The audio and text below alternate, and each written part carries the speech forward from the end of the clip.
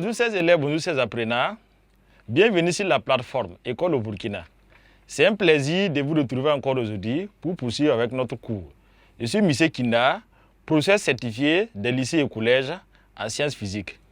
Aujourd'hui, nous abordons le dernier chapitre du domaine 1.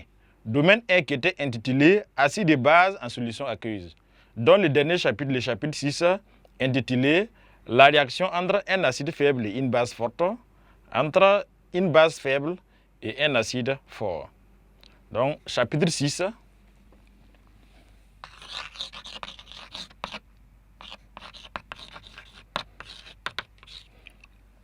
La réaction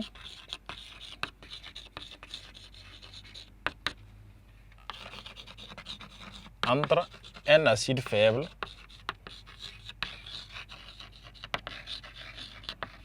et une base forte.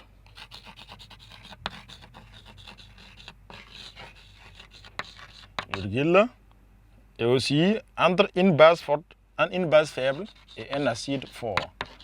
Entre une base faible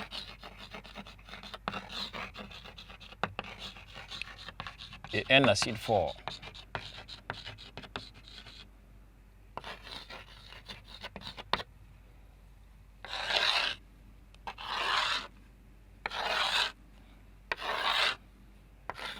Donc, chers élèves, chers apprenants, nous commençons ce chapitre par le premier grand point qui va porter sur la réaction entre un acide faible et une base forte. Grand 1, réaction entre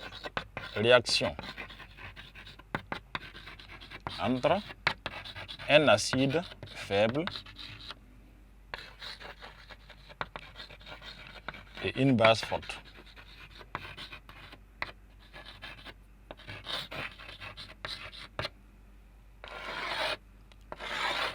Au petit 1, nous allons nous intéresser d'abord à une des réactions. On va prendre un cas particulier que nous allons généraliser au point suivant.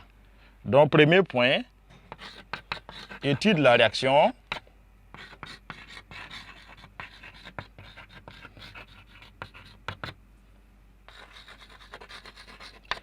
entre l'acide éthanoïque et l'hydroxyde de sodium.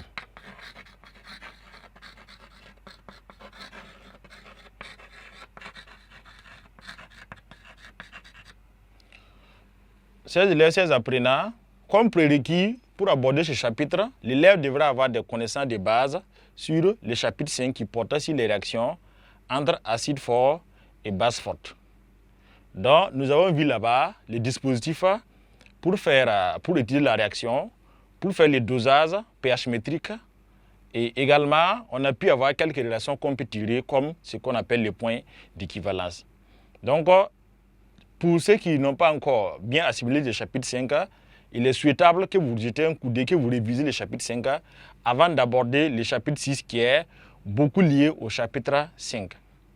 Chers élèves, chers apprenants, nous allons commencer ici, à travers cette étude, nous allons proposer un bécher dans lequel,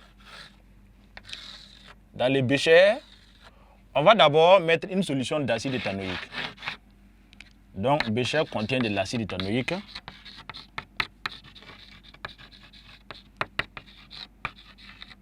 Et nous allons y mettre une solution d'hydroxyde de sodium. Donc, sous forme de liquide, on va verser de l'hydroxyde de sodium dans le bécher. Donc, ça, c'est de l'hydroxyde de sodium.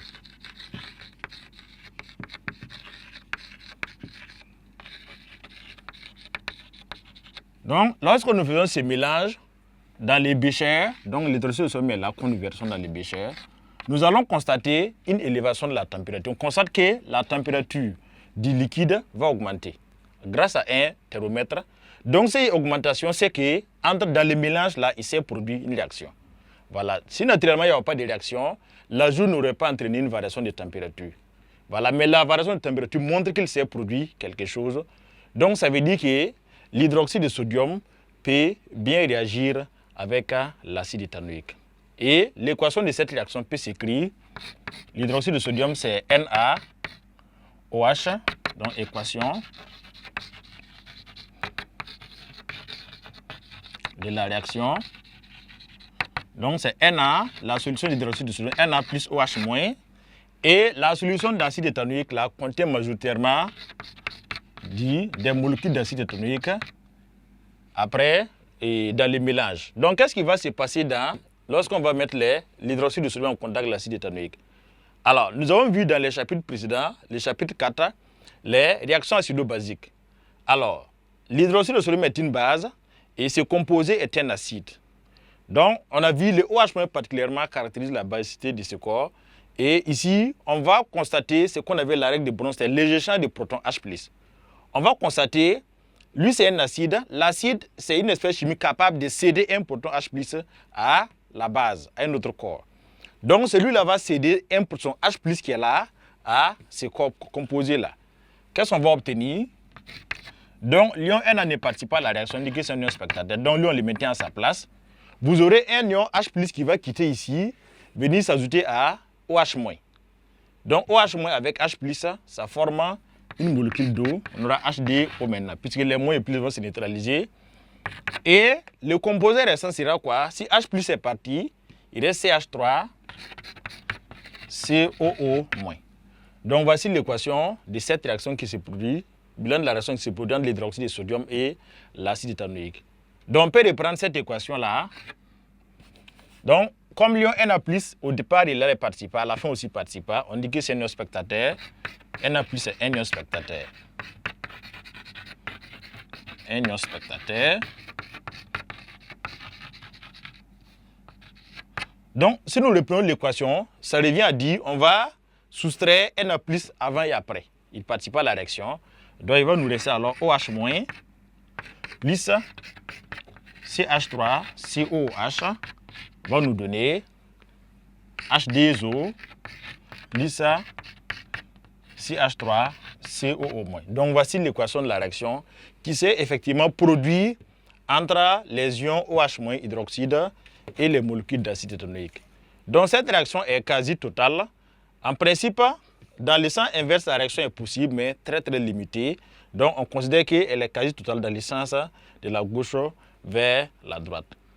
Donc, après avoir mis en évidence cette réaction, grâce à la variation de la température, et après avoir proposé l'équation de la réaction, nous allons proposer maintenant au dosage pH métrique.